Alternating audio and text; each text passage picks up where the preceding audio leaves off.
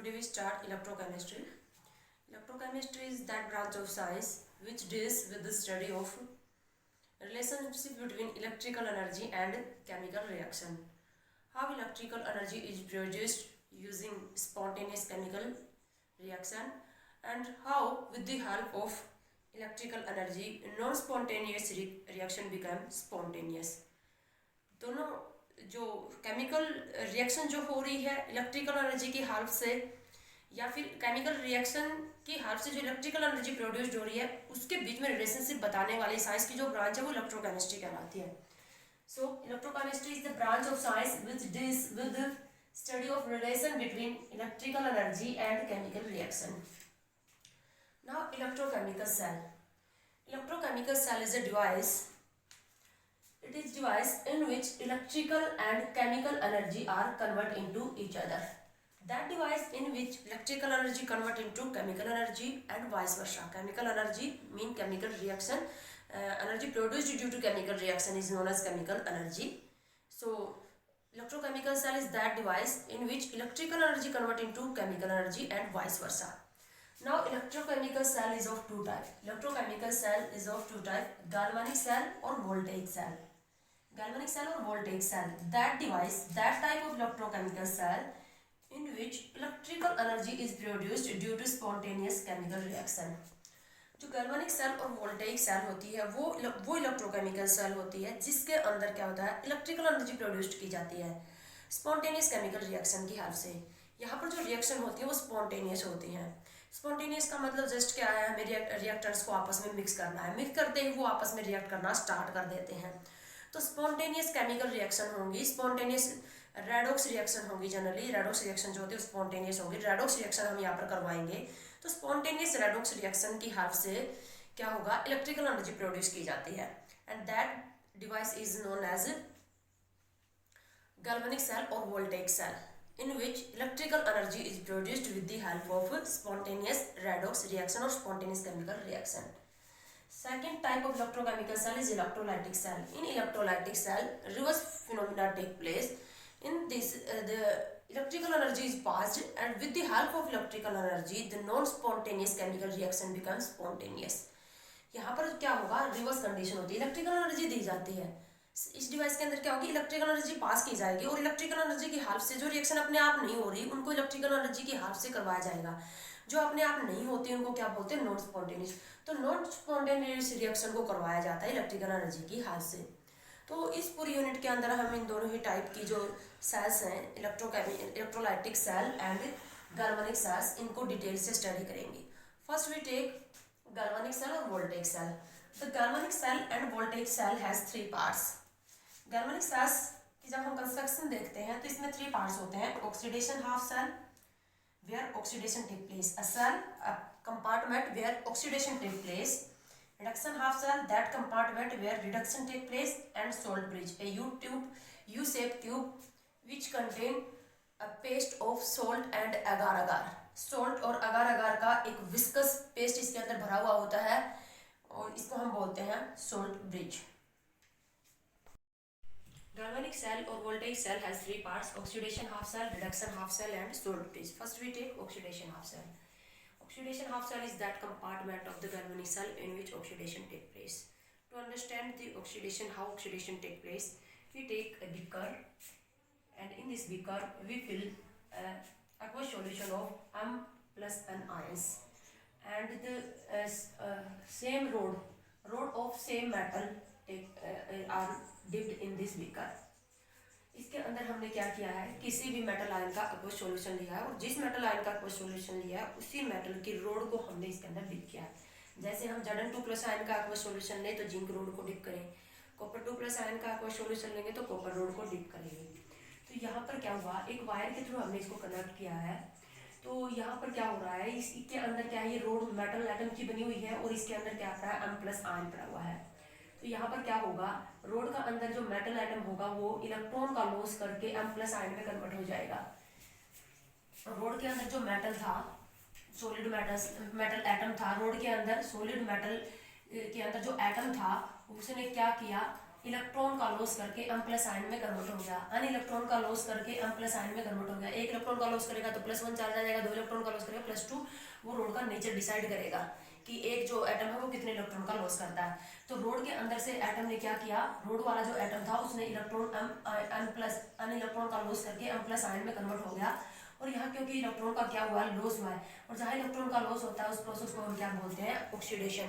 यानी कि इस पार्ट के अंदर क्या हो रहा है, ऑक्सीडेशन, इसीलिए हमने इस पार्ट को नाम दिया ऑक्सीडेशन हाफ सेल।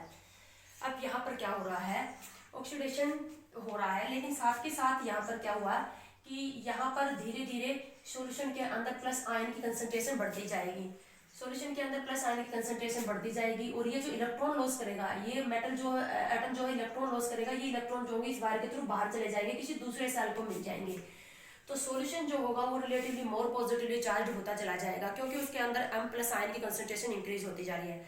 तो सॉल्यूशन जो होगा वो ज्यादा पॉजिटिवली चार्ज होता चला जाएगा, किसके कंपैरिजन में, इस रोड के कंपैरिजन में।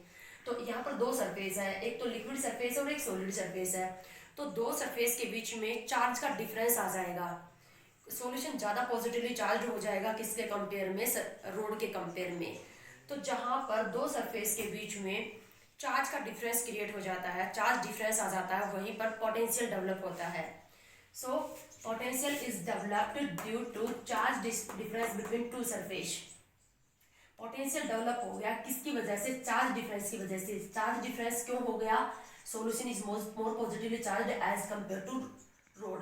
तो चार्ज डिफरेंस की वजह से पोटेंशियल डेवलप हुआ टू सरफेसेस के बीच में, इसी को क्या बोलते हैं हम, इलेक्ट्रोड पोटेंशियल। और यहाँ पर जो पोटेंशियल डेवलप हुआ है उसको हम क्या कहेंगे, ऑक्सीडेशन पोटेंशियल कहेंगे, क्योंकि यहाँ पर फिनोमिना हुई ऑक्सीडेशन। तो ऑक्सीडेशन प्रोसेस होने की वजह से पोटेंशियल चार्ज डिफरेंस आया, पोटेंशियल डेवलप हुई, इसीलिए पोटेंशियल को बोल दिया हमने ऑक्सीडेशन पोटेंशियल। तो ऑक्सीडेशन पोटेंशियल को हम रिप्रेजेंट करते हैं, इसकी शॉर्ट फॉर्म है ओपी। अब इसकी रिप्रेजेंटेशन बहुत ज्यादा इंपॉर्टेंट है। रिप्रेजेंटेशन देखते ही आपको पूरी स्टेटमेंट को समझना है कि ऑक्सीडेशन हो रही है, रिडक्शन। तो जो हमारी ऑक्सीडेशन पोटेंशियल होती है उसकी जो रिप्रेजेंटेशन होती है वो क्या होगी, E M vertical line M plus N. Vertical line कहाँ पर लगेगा, जहां पर दो डिफरेंट स्टेट होंगे, दो डिफरेंट स्टेट के बीच में हमेशा वर्टिकल लाइन लगेगी। अगर दो सेम स्टेट के सब्सटेंस होंगे तो उनको हम कोमा से सेपरेट करेंगे। यहाँ पर ये मेटल जो है ये सॉलिड है और जो M प्लस आयन है वो क्या है, एक्वस। तो अलग अलग स्टेट में है, ये सॉलिड और ये लिक्विड, तो वर्टिकल लाइन से सेपरेट कर दिया। तो ये रिप्रेजेंटेशन है ऑक्सीडेशन पोटेंशियल की। देखो ऑक्सीडेशन हो रहा है, पहले मेटल था अब क्या बन गया, M प्लस आयन, अब कटायन बन गया, यानी इलेक्ट्रॉन का क्या हुआ है, लेफ्ट से राइट जा रहे हो तो इलेक्ट्रॉन का क्या हो रहा है, लॉस, और लॉस को क्या बोलते हैं, ऑक्सीडेशन। तो ये रिप्रेजेंटेशन है ऑक्सीडेशन पोटेंशियल की। अब एक स्टैंडर्ड पोटेंशियल होती है, अगर यही फिनोमिना, ये जो ऑक्सीडेशन प्रोसेस हो रही है, ये जो पोटेंशियल डेवलप हो रहा है, अगर ये स्टैंडर्ड कंडीशन के अंदर होता, अगर पोटेंशियल डेवलप होता स्टैंडर्ड कंडीशन में, standard condition which are the standard condition where pressure is 1 bar, generally pressure is 1 bar, pressure 1 atmosphere को भी हम स्टैंडर्ड कंडीशन बोल देते हैं एट स्टैंडर्ड। तो स्टैंडर्ड कंडीशन में प्रेशर क्या होता है, 1 बार, और कंसंट्रेशन, आयंस की जो कंसंट्रेशन होती है वो क्या होती है, 1 molar. Concentration of ions is 1 molar and temperature is generally 25 degree Celsius. अगर इन कंडीशन के अंदर पोटेंशियल डेवलप होगा 1 बार प्रेशर के ऊपर, 1 मोलर कंसंट्रेशन और 25 डिग्री सेल्सियस टेम्परेचर के ऊपर, तो उस पोटेंशियल को हम क्या बोल देंगे, स्टैंडर्ड पोटेंशियल। और ये पोटेंशियल अगर ऑक्सीडेशन होगा तो इसको स्टैंडर्ड ऑक्सीडेशन पोटेंशियल, और ये रिडक्शन होगा तो इसको क्या बोल देंगे हम, स्टैंडर्ड रिडक्शन पोटेंशियल। तो स्टैंडर्ड ऑक्सीडेशन पोटेंशियल। अब जो स्टैंडर्ड ऑक्सीडेशन पोटेंशियल होती है उसकी क्या रिप्रेजेंटेशन होती है, जो जनरल, जो अदर देन दिस कंडीशन में जो पोटेंशियल डेवलप होगा, इन कंडीशन के अलावा, कंसंट्रेशन 1 मोलर के अलावा कोई और कंसंट्रेशन ले ले हम, प्रेशर 1 बार के अलावा कोई और प्रेशर ले ले, तो वहां पर जो पोटेंशियल डेवलप होता है उसको बोलते हैं जनरल या normal standard, normal electrode potential. तो एक तो रिप्रेजेंटेशन थी हमारे पास नॉर्मल इलेक्ट्रोड पोटेंशियल की और एक स्टैंडर्ड पोटेंशियल की।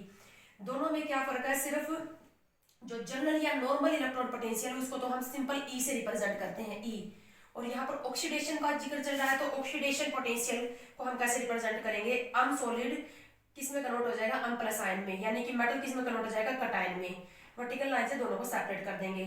स्टैंडर्ड ऑक्सीडेशन पोटेंशियल की रिप्रेजेंटेशन क्या आ जाएगी, स्टैंडर्ड ऑक्सीडेशन ई नोट, नोट लगा देंगे तो क्या बन जाएगी स्टैंडर्ड। और ऑक्सीडेशन हो रहा है तो मेटल किस में कन्वर्ट हो रहा है, मेटल प्लस आयन में। तो ये रिप्रेजेंटेशन स्टैंडर्ड ऑक्सीडेशन पोटेंशियल की, और ये है नॉर्मल या जनरल इलेक्ट्रोड पोटेंशियल की। उसके बाद हम सेकंड पार्ट करते हैं। सेकंड पार्ट है रिडक्शन हाफ सेल। 3 पार्ट्स है हमारे पास, तो सेकंड पार्ट है रिडक्शन हाफ सेल। वो पार्ट जिसके अंदर रिडक्शन रिएक्शन होगी, जहां पर रिडक्शन रिएक्शन होगी उसको हम क्या बोलते हैं, रिडक्शन रिएक्शन। हम इसको हाफ क्यों बोल रहे हैं, क्योंकि अलोन रिडक्शन एक हाफ रिएक्शन ही है। अलोन रिएक्शन कोई कभी भी अलोन रिडक्शन नहीं हो सकता, ना अलोन ऑक्सीडेशन हो सकता है। अलोन ऑक्सीडेशन और रिडक्शन कांट टेक प्लेस। दोनों क्या होगी, दोनों एक साथ होंगी, साइमल्टेनियस होंगी। तो ये जो हो रही है, जो जहां रिडक्शन हो रही है वो हाफ है, हाफ पार्ट है रिएक्शन का, इसीलिए हम इसको बोलते हैं रिडक्शन हाफ सेल। और इसी तरह से जहां ऑक्सीडेशन हो रहा है, ऑक्सीडेशन रिएक्शन भी हाफ रिएक्शन है। आप ऑक्सीडेशन और रिडक्शन को मिलाओगे तब पूरी रेडॉक्स रिएक्शन मिलेगी। टाइप है रिडक्शन की रेडॉक्स, रेडॉक्स रिएक्शन है पूरी रिएक्शन। ऑक्सीडेशन और रिडक्शन दो हाफ रिएक्शन है, इसीलिए हाफ हाफ हो रही है, इसीलिए हम क्या बोलते हैं रिडक्शन हाफ सेल, जहां रिडक्शन रिएक्शन होगी। अब रिडक्शन रिएक्शन में हम देख लेते हैं कैसे होगा। फिर से हमने क्या किया, एक बीकर लिया और इस बीकर के अंदर हमने कोई भी मेटल आयन का एक्वस सॉल्यूशन डाला, किसी भी मेटल आयन का M+ आयन का एक्वस सॉल्यूशन डाला, और जिस मेटल आयन का एक्वस सॉल्यूशन डाला उसी मेटल का हमने रोड इसके अंदर डिप किया। तो यहाँ पर हमने फिर से इसके वायर के थ्रू कनेक्ट कर दिया। सपोज करो अब की बार क्या हो रहा है, बाहर से किसी दूसरे रोड से के साथ कनेक्ट है ये वायर, उस दूसरे रोड से यहाँ इलेक्ट्रॉन आ रहे हैं, तो दूसरे वायर से यहाँ पर इलेक्ट्रॉन आएंगे। तो यहाँ पर ये रोड किसका बना हुआ है, मेटल एम का, मेटल एटम एम का बना हुआ है, और यहाँ पर ये इलेक्ट्रॉन डिपॉजिट होते जा रहे हैं। तो ये रोड जो हो गया, ये क्या हो गया, नेगेटिवली चार्ज, इलेक्ट्रॉन रिच हो गया, इसीलिए हम इसको कैथोड भी बोलेंगे, कैथोड कहेंगे।